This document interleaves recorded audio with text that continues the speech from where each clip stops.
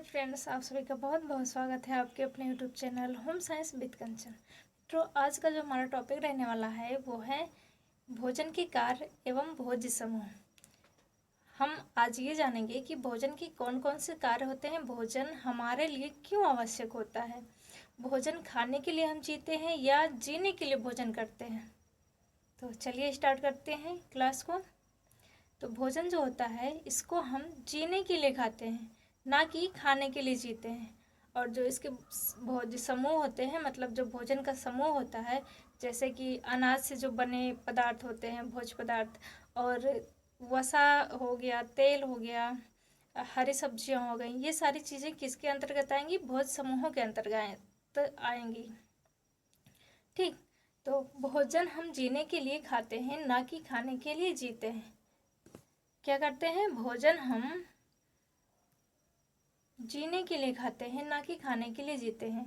इस उक्त का तात्पर्य है कि हमें जीवित रहने के लिए भोजन की आवश्यकता होती है।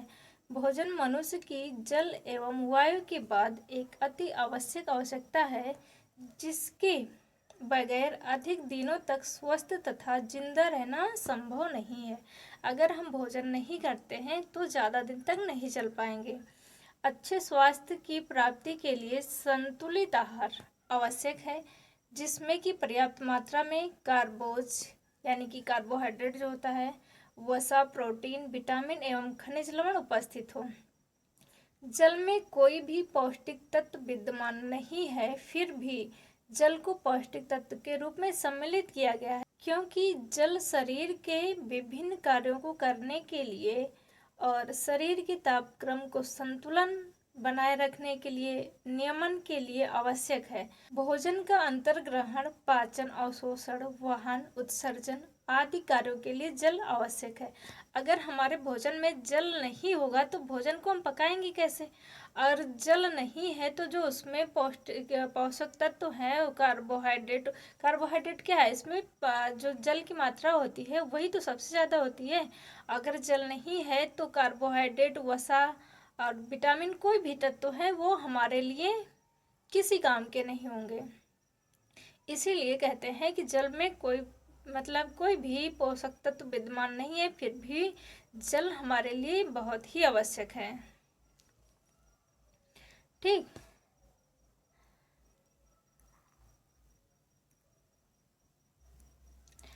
प्रोटीन, कार्बोज एवं वसा ऊर्जादायक पदार्थ है। जो प्रोटीन है, कार्बोहाइड्रेट है और वसा है, इनसे हमें क्या होता है? ऊर्जा की प्राप्ति होती है। प्रोटीन हमें ऊर्जा कब देता है? जब कार्बोहाइड्रेट और वसा विद्यमान नहीं होते हैं और हमारे शरीर को ऊर्जा की आवश्यकता होती है, तो प्रोटीन क्या करता है? ऊर्जा भी देता है। और वैसे मुख्य रूप से देखा जाए तो प्रोटीन का कार्य क्या है? कोशिकाओं का निर्माण करना और टूट फूट की मरम्मत करना। जो भी कोशिकाओं का टूट फूट विखंडन होता है उनकी मरम्मत करना। ठीक, प्रोटीन, कार्बोज एवं वसा ऊर्जादायक भोज्य पदार्थ हैं। इस बात का पता 19वीं सदी तक लग चुका था। मानव का निरंतर संघर्ष, भोजन के प्रति हुए अनुसंधानों से अब यह पूर्ण रूप से साबित हो चुका है कि भोजन में कुछ आवश्यक तत्व होते हैं, जिनकी शरीर में अल्प मात्रा में आवश्यकता रहती है, परंतु आवश्यक तत्व शरीर की वृद्धि, विकास, मरम्मत, नियंत्रण एवं नियमन के लिए अति आवश्यक होते हैं। जैसे कि इसमें बताया गया कि शरीर को बहुत कम मात्रा में आवश्यकता होती है। कुछ मिनरल्स ऐसे होते हैं जिनकी आवश्यकता बहुत कम होती है, माइक्रोग्राम में, मिलीग्राम में कह सकते हैं। और कुछ तत्व ऐसे होते हैं जिनकी आवश्यकता हमें ग्राम में होती है। जैसे जो ये पोषक तत्व हैं, इनको हम सूक्ष्म पोषक तत्व और स्थूल पोषक तत्व भी कह सकते हैं। स्थूल का मतलब कि बड़ा होता है, जिनकी आवश्यकता हमें ज़्यादा मात्रा में होती है, जैसे प्रोटीन हो गया, कार्बोहाइड्रेट हो गया और वसा हो गया। इनकी मात्रा जो है हमें अधिक ग्राम में आवश्यकता होती है। और जो मिनरल्स होते हैं इनकी मात्रा, जैसे आयरन हो गया, जिंक हो गया, सल्फर हो गया, इन सब की आवश्यकता जो है मिलीग्राम या माइक्रोग्राम में होती है। ठीक, और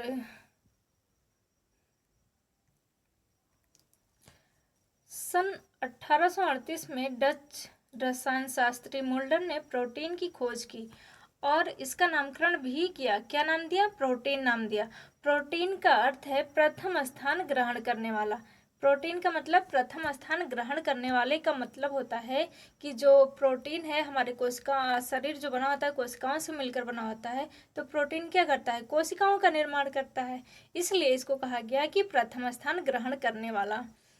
यानी कि प्रोटीन का भोजन में एक महत्वपूर्ण स्थान है जो शरीर की वृद्धि एवं निर्माण कार्य के लिए आवश्यक है।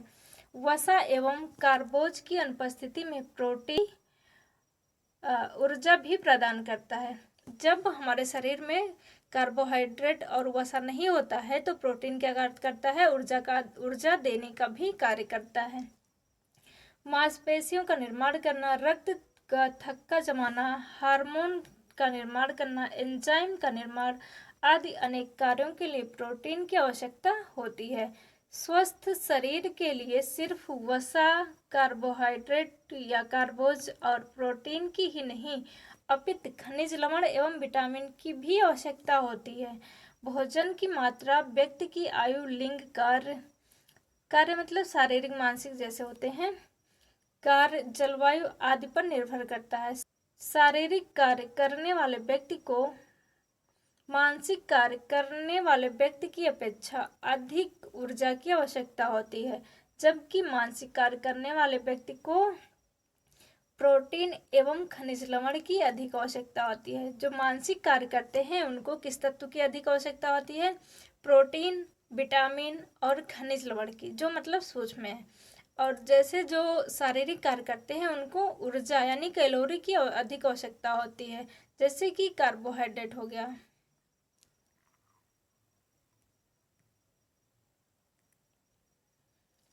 भोजन में उपस्थित विभिन्न प्रकार के भोज्य तत्वों की कार्य भी भिन्न भिन्न होते हैं। भोजन में जो भी पोषक तत्व होते हैं उनके कार्य, सभी पोषक तत्व अलग अलग होते हैं और उनके कार्य भी अलग अलग ही होते हैं। जो कार्बोज होता है या कार्बोहाइड्रेट कह सकते हैं, कार्बोज ऊर्जा का मुख्य स्रोत है। इसमें रेशे भी पर्याप्त मात्रा में विद्यमान होते हैं। ये रेशे भोजन की पाचन क्रिया के दौरान आमाशय में क्रमाकुंचन में सहयोग देकर भोजन को छोटी आंत में भेजने का कार्य करते हैं। इससे भोजन सरलता से पच जाता है। साथ ही यह मल निष्कासन में सहायता करता है और मलबद्धता से बचाता है। यानी कि जो कार्बोज होता है या कार्बोहाइड्रेट होता है, इसमें रेशे भी पाए जाते हैं। रेशे क्या करते हैं कि जो रेशे होते हैं वो भोजन के पाचन में सहायक होते हैं। ठीक,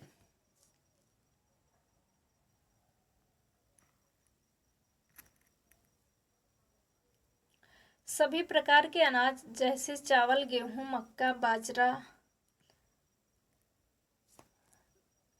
बाजरा, मिलेट, जौ, रागी आदि में कार्बोज की मात्रा सबसे अधिक होती है। जितने भी अनाज होते हैं उसमें कार्बोज की मात्रा यानी कि कार्बोहाइड्रेट की मात्रा अधिक होती है।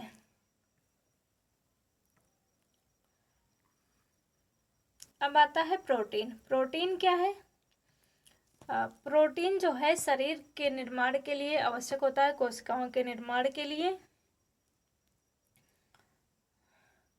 प्रोटीन शरीर की वृद्धि, मांसपेशियों का निर्माण, तंतुओं के टूट फूट की मरम्मत, हार्मोन का निर्माण, रक्त का थक्का बनाना आदि अनेक कार्यों के लिए प्रोटीन की आवश्यकता होती है। कोशिकाएं प्रोटीन की बनी होती हैं, अतः कोशिकाओं के निर्माण के लिए प्रोटीन अत्यंत आवश्यक होते हैं। इसलिए प्रोटीन को निर्माणात्मक तत्व भी कहा गया है। प्रोटीन का एक और नाम है क्या? निर्माणात्मक तत्व। इसके बाद आता है वसा। वसा क्या है? वसा भी ऊर्जा प्रदान करता है। वसा ऊर्जा का सांद्र स्रोत है। यह शरीर को ऊर्जा एवं उष्णता प्रदान करता है। त्वचा के नीचे वसीय ऊतक के रूप में यह जमा रहता है और आवश्यकता पड़ने पर, जैसे व्रत या उपवास के दिन में, यात्रा के दौरान जब हमें भोजन नहीं मिल पाता है तो ये क्या करते हैं, जो वसा त्वचा के नीचे एकत्रित रहते हैं वही टूटकर शरीर को ऊर्जा प्रदान करते हैं। ठीक,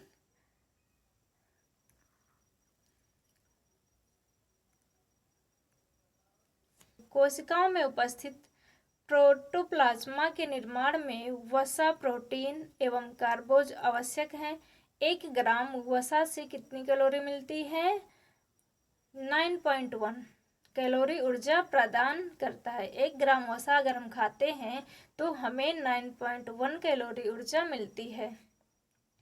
घी, तेल, मूंगफली, वनस्पति घी, चर्बी, सरसों का तेल एवं अन्य सभी तिलहनों में वसा पर्याप्त मात्रा में उपलब्ध रहता है। वसा हमें इन सभी चीज़ों से मिलता है। अब आता है विटामिन। विटामिन को क्या कहा गया है? इसको सुरक्षात्मक तत्व भी कहते हैं। विटामिन जो है सुरक्षा प्रदान करने का कार्य करता है। विटामिन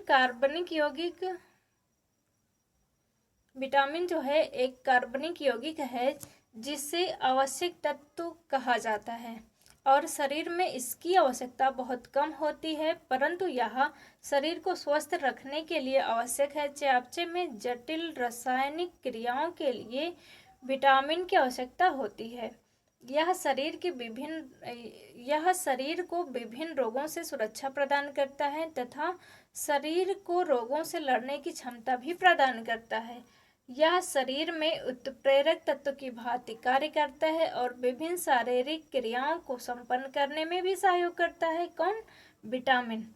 अतः भोजन में विटामिन युक्त आहार लेना अत्यंत आवश्यक है। विटामिन शरीर को ऊर्जा प्रदान नहीं करता है, लेकिन शरीर की सुरक्षा करता है, रोगों से सुरक्षा करता है। अब आता है मिनरल्स, यानी कि खनिज लवण। खनिज लवण क्या है? इस खनिज लवण के अंतर्गत विभिन्न प्रकार के तत्व आते हैं, जैसे आयरन हो गया, सल्फर हो गया, जिंक हो गया। ये सारी चीजें खनिज लवण के अंतर्गत यानी मिनरल्स के अंतर्गत आएंगी। विटामिन की भांति खनिज लवण भी शरीर के लिए आवश्यक है। इसके मुख्य 2 कार्य हैं, निर्माणात्मक कार्य और नियामक कार्य।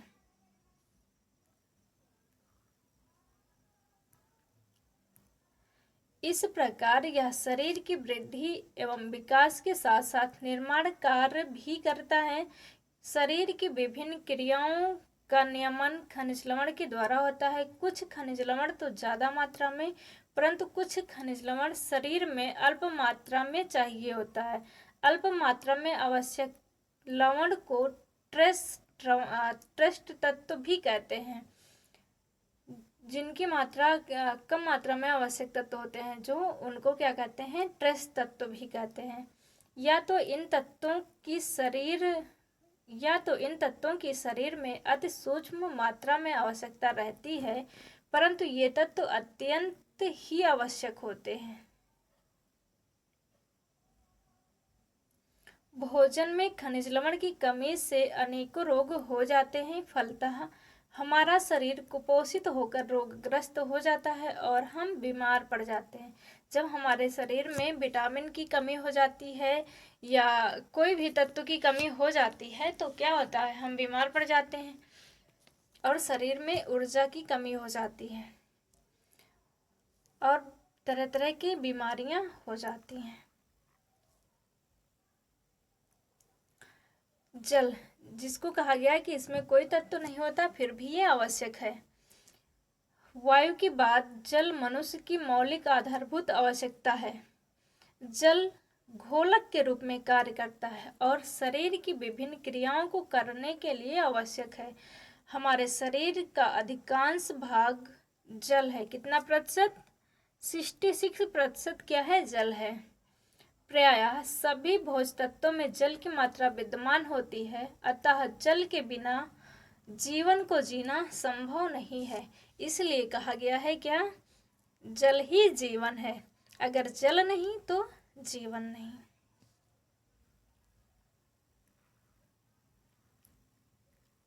भोज्य तत्व एवं उनका अनुपात। भोजन में विभिन्न पौष्टिक तत्व मौजूद रहते हैं। एक व्यक्ति को अपने दैनिक आहार में भोज्य तत्वों को समावेश करते समय यह ध्यान देना चाहिए कि उसके भोजन में कार्बोज, वसा, प्रोटीन आवश्यक अवश्य पर्याप्त मात्रा में होने चाहिए। उन्हें निम्नलिखित अनुपातों में अपने दैनिक आहार में सम्मिलित करने चाहिए। जैसे कि 1 ग्राम कार्बोहाइड्रेट से हमें कितनी ऊर्जा मिलती है, 4.2 कैलोरी, और 1 ग्राम प्रोटीन से हमें 4.2 कैलोरी ऊर्जा मिलती है। लेकिन वसा से हमें अगर 1 ग्राम वसा ग्रहण करते हैं, खाते हैं, तो उससे हमें 9.1 कैलोरी ऊर्जा मिलती है। फिर भी हम वसा को कम क्यों खाते हैं? क्यों इसलिए कम खाते हैं क्योंकि वसा का पाचन जो है बहुत जटिल होता है। उसको पचाने के लिए बहुत समय लगता है और उसका पाचन बहुत कठिन होता है। हमारे भोजन में कार्बोहाइड्रेट की जो आवश्यकता होती है वो कितनी होती है, 60 से 70%, और वसा की आवश्यकता 20 से 30% होती है। प्रोटीन की आवश्यकता 10 से 15% होती है। अब आता है भोजन के कार्य। भोजन की कौन कौन से कार्य होते हैं? जैसे कि भोजन का जो कार्य होता है, शारीरिक कार्य भी होता है, मानसिक कार्य भी होता है और मनोवैज्ञानिक कार्य भी होता है। तो शारीरिक कार्य जैसे कि शरीर में वृद्धि विकास के लिए भोजन की आवश्यकता होती है। और सामाजिक विकास के अंतर्गत क्या होता है, जैसे कि हम विभिन्न कहते हैं कि जो फंक्शन होते हैं, विभिन्न प्रकार के फंक्शन होते हैं, उनमें भोज का हम एक कार्यक्रम रखते हैं, लोगों को इनवाइट करते हैं। वो क्या है, सामाजिक कार्य है। इससे लोगों में क्या होता है, प्रेम भाव बढ़ता है। और जो मनोवैज्ञानिक कार्य है, मनोवैज्ञानिक कार्य क्या होते हैं? जैसे मनोवैज्ञानिक कार्य, जो हम भोजन करते हैं उससे हमें जो संतुष्टि मिलती है, वो क्या करते हैं, हमारे दिमाग को ही तो संतुष्टि प्रदान करते हैं। वो होते हैं मनोवैज्ञानिक कार्य। भोजन के मनोवैज्ञानिक कार्य, जैसे जो भोजन ग्रहण करते हैं अगर हमें उससे संतुष्टि मिलती है, वही मनोवैज्ञानिक कार्य होता है। शारीरिक कार्य, ये सब इसमें डिटेल किए हैं, वैसे वीडियो बहुत लंबी हो जाएगी तो थोड़ा शॉर्ट करने की कोशिश करेंगे। जैसे शारीरिक कार्य के अंतर्गत क्या क्या होता है, भोजन शरीर को क्या करता है, ऊर्जा प्रदान करता है। उसके बाद में भोजन शारीरिक वृद्धि एवं विकास करता है, विकास करने में भी सहायक होता है। भोजन जो है शरीर को रोगों से रक्षा प्रदान करता है। और भोजन शारीरिक क्रियाओं का संचालन, नियंत्रण एवं नियमन करता है। ये क्या हो गए, शारीरिक कार्य भोजन के। उसके बाद आता है भोजन के सामाजिक कार्य। सामाजिक कार्य जैसे भोजन हमारी संस्कृति का द्योतक है। इसमें क्या होता है, भोजन आर्थिक स्तर का प्रतीक होता है। भोजन दोस्ती एवं आतिथ्य का प्रतीक होता है। जैसे कहते हैं ना कि विभिन्न प्रकार के कार्यक्रम होते हैं, उसमें हम एक दिन भोजन का कार्यक्रम रखते हैं, लोगों को इनवाइट करते हैं, भोज करवाते हैं। वो हो गया सामाजिक कार्य। अब आता है मनोवैज्ञानिक कार्य। जैसे कि मनोवैज्ञानिक कार्य क्या होता है, भोजन मात्र क्षुधा पूर्ति का साधन नहीं है, बल्कि यह मनुष्य की सांस्कृतिक रीति रिवाज, संवेगों को प्रकट करने का माध्यम, आनंद एवं सुरक्षा की अनुभूति को उजागर करने का भी माध्यम है। भोजन शारीरिक सामाजिक आवश्यकताओं की पूर्ति के साथ साथ मनोवैज्ञानिक कार्य भी करता है और मन को संतुष्टि प्रदान करता है। व्यक्ति जिस परिवार में रहता है, जिन खाद्य पदार्थों को खाने में उपयोग करता है, अगर वैसा भोजन उसे ना मिले तो व्यक्ति का पेट भर तो जाता है, परंतु उसे आत्मसंतुष्टि नहीं मिलती है। जैसे रोटी खाने वाले व्यक्ति को केवल चावल अथवा चावल खाने वाले व्यक्ति को केवल रोटी दे दी जाए तो उससे भोजन से संतुष्टि प्राप्त नहीं होगी। घर में बने भोजन से जो संतुष्टि मिलती है वह किसी अच्छे होटल, रेस्तरां आदि में खाने से प्राप्त नहीं होती है, क्योंकि घर में बने भोजन में प्रेम, स्नेह, मनोभाव आदि जुड़ा होता है। घर के सभी सदस्यों की रुचि को ध्यान में रखते हुए भोजन तैयार किए जाते हैं। ये हो गए मनोवैज्ञानिक कार्य। अब आता है भोज समूह। मतलब भोजन के कितने समूह होते हैं, कौन कौन समूह होते हैं। किसी ने भोज समूह को 5 वर्गों में बांटा है, किसी ने भोज समूह को 11 में बांटा है। ठीक, तो भोज समूह जो है ये है पहला अनाज।